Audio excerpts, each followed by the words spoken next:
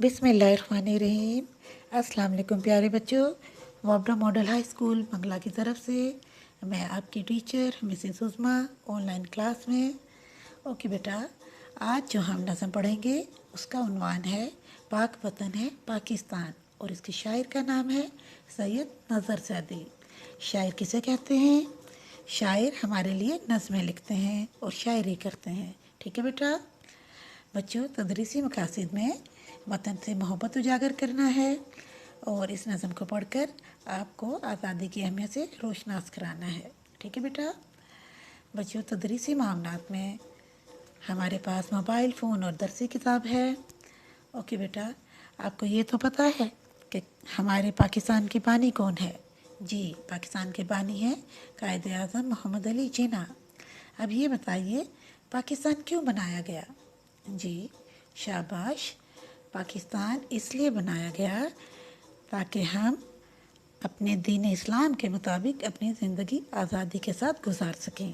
Okay बेटा, चलिए अब हम पढ़ते हैं। पाक वतन है पाकिस्तान, फूलों और कलियों का जहां। पाक है इस गुलशन की फ़िज़ाएँ, पाक है मिट्टी पाक हवाएं, पाक है पानी पाक घटाएं, पाक है पर्वत और मैदान। पाक वतन है पाकिस्तान।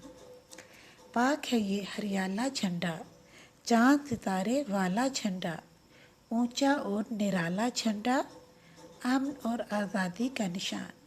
पाक वतन है पाकिस्तान। हम सब हैं इसके रखवाले, गैरत वाले हिम्मत वाले, सब आज़ादी के मतवाले, आज़ादी है हमारी जान, पाक वतन है पाकिस्तान। जी बेटा, अच्छी लगी आपको नज़म? इसके जो अल्फाज मायने हैं वो मैं इस वीडियो के बाद आपको वॉइस मैसेज के ज़रिए समझाऊंगी। ओके बेटा, हमारी जो एक्टिविटी है वो क्या है कि आपने पाक वतन के मौजू पर एक मज़मून लिखना है। ठीक है बेटा, शाबाश। और आपका जो होमवर्क है वो जितना भी सबक के आखिर में मारूज़ी काम दिया हुआ है वो आपने किताब पर ही हल करना है, और किताब पर जो काम करते हैं वो आपने पेंसिल से करना है, उसमें आपने पेन इस्तेमाल नहीं करना है। ठीक है बेटा। ओके बेटा, अब हमारी क्लास का टाइम ख़त्म होता है। अगले सबक के साथ फिर हाजिर होंगे। अपना बहुत ख्याल रखिएगा। अल्लाह हाफिज़ एंड गुड लक।